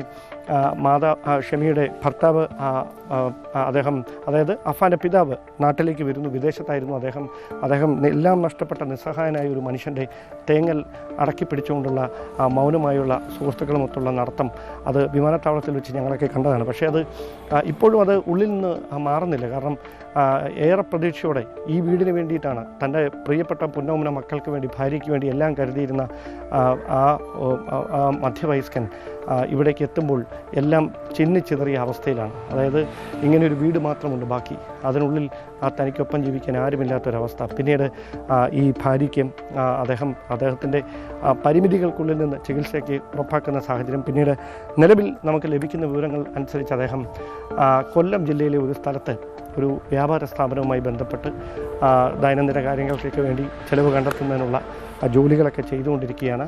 ഷെമി മറ്റേതോ ബന്ധു വീട്ടിലാണ് എന്ന വിവരം മാത്രമാണ് അറിയുന്നത്. ഇടയ്ക്ക് ഈ വീട് വൃത്തിയാക്കാനായി അദ്ദേഹം ഇവിടേക്ക് എത്തും. അദ്ദേഹം എത്തി ഈ വീട് ഇടയ്ക്കിടയ്ക്ക് വൃത്തിയാക്കാൻ എത്തുകയും അതുമായി ബന്ധപ്പെട്ട കാര്യങ്ങൾ ചെയ്യും. അതിനപ്പുറത്തേക്ക് ഇവിടെ ആരും താമസമില്ല. ഇതാണ് 1 വർഷം കഴിയുമ്പോൾ പേരമലയിലെ അഫാൻ്റെ വീട്ടിൽ നിന്നുള്ള ഏറ്റവും വേദന ഉളവാക്കുന്ന കാഴ്ചകൾ. അഫാൻ ഇപ്പോഴും ഒരിക്കൽ ആത്മഹത്യാ ശ്രമം നടത്തി, പിന്നീട് മെഡിക്കൽ കോളേജ് ആശുപത്രിയിൽ വിദഗ്ധമായ ചികിത്സയ്ക്കൊടുവിൽ ജീവിതത്തിലേക്ക് തിരിച്ചു വന്ന് ഇപ്പോഴും പൂജപ്പുര ജയിലിൽ തുടരുകയാണ്. കോടതിയിൽ വിചാരണ നടപടികളൊക്കെ ഇനി ആരംഭിക്കാനിരിക്കുന്നതേ ഉള്ളൂ. എന്തായാലും കേരളത്തെ നടുക്കിയ വെഞ്ഞാറമൂട് കൂട്ടക്കൊലപാതകം നടന്ന് 1 വർഷം പൂർത്തിയാകാനിരിക്കുമ്പോൾ ഈ നാടിപ്പോഴും ആ വേദനയിൽ നിന്ന് മുക്തരായിട്ടില്ല എന്നതാണ് വാസ്തവം.